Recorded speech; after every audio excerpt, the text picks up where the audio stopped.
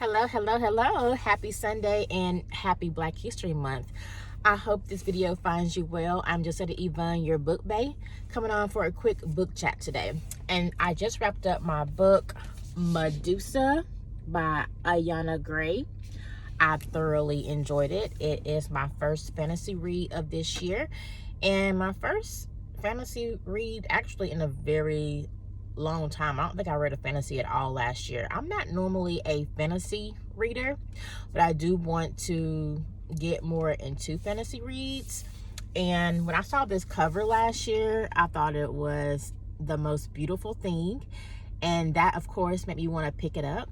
This author is new to me, but I thoroughly enjoyed her work, and I see that she also has some additional works that is also out. Let me give you a little bit of the synopsis here. It says, a stunning reimagining of Greek mythology's most misunderstood villain. Medi has spent her whole life as a footnote in someone else's story. Out of place next to her beautiful immortal sisters and her parents, both gods, albeit minor ones, she dreams of leaving her family's island for a life of adventure. So when she catches the eye of the goddess Athena, who invites her to train as an esteemed priestess in her temple, Medi leaps at the chance to see the world beyond her home. In the colorful market streets of Athens and the clandestine chambers of the temple, Medi flourishes in her role as Athena's favorite acolyte, getting her first taste of purpose and power. But when she is noticed by another Olympian, Poseidon, the course of Medi's promising future is suddenly and irrevocably altered. That's all I'm giving you. So from that, you can tell it goes down. I loved how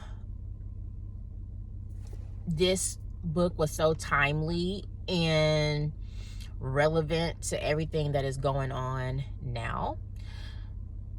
Medi comes from a small island. Her parents, as you see, were gods. I guess a little bit less significant than Poseidon and Athena and the rest of those gods, but yet they were still gods, so they had powers as well.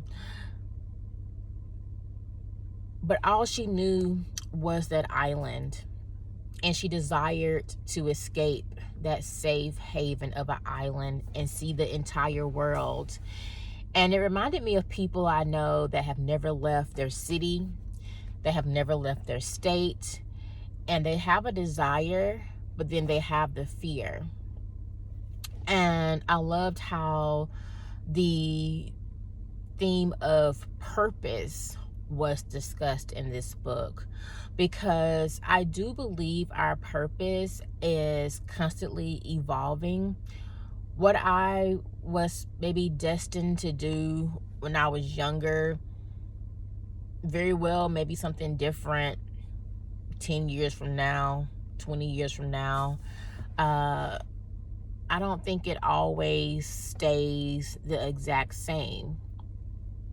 I loved how Medusa, they called her Medi, that was her nickname, went out to be an acolyte, and she quickly realized her power over time, her mental strength,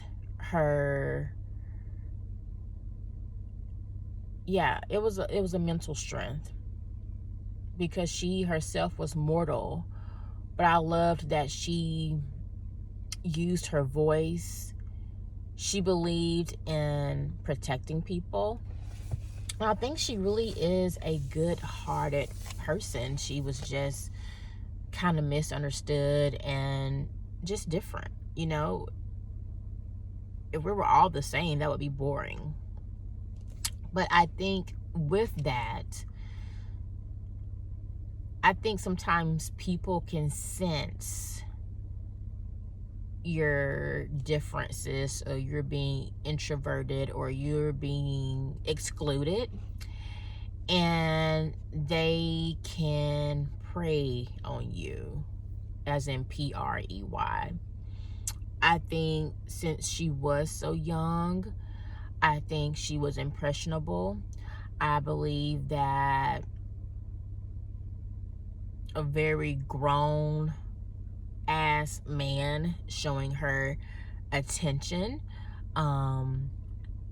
she may feel very flattered by that. But when these very grown ass men have money and power,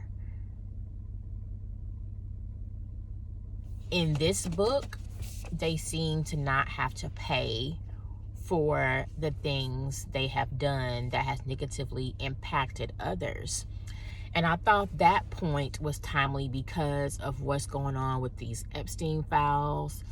And I see the victims coming forward and telling their stories. And then I see some people that are trying to downplay it. And it's really weird that the victims are being shamed, but the men aren't. The people that victimize the people. And one woman I saw, she was showing where her whole address had been placed. Really weird. But anyway, that's not what I'm talking about. But I thought it was timely and relevant because of how it coincides kind of what's going on in the book. And the crazy part is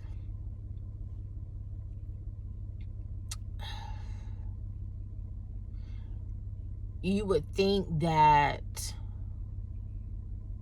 women, us, you would think that when I see that a woman falls, I do not revel in that. That does not, it saddens me. It does not make me want to throw stones because I am a woman. But to see another woman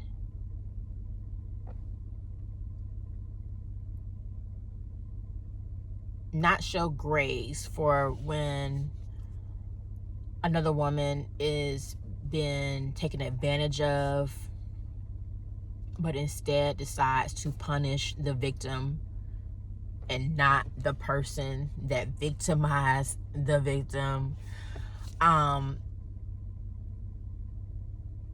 it's disturbing. And I know it's a fantasy, but it coincides so much with real life and what we are currently seeing play out that you can't help but make the connections here because they're very real.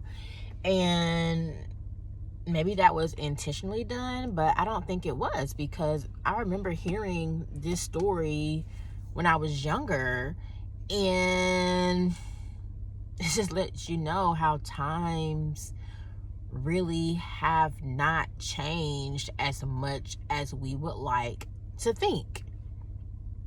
We are still sheep among wolves. And so, yeah, a great story. Pick it up. This was a palate cleanser for me. I thoroughly enjoyed it. In fact, I loved it, and I can't wait to put this on my shelf with this beautiful cover. I think what interested me too in this, because I remember I worked with this guy, and he even referred to me as a Medusa, and I'm assuming it's because of my dreads or possibly my mouth, because we were people that negotiated contracts.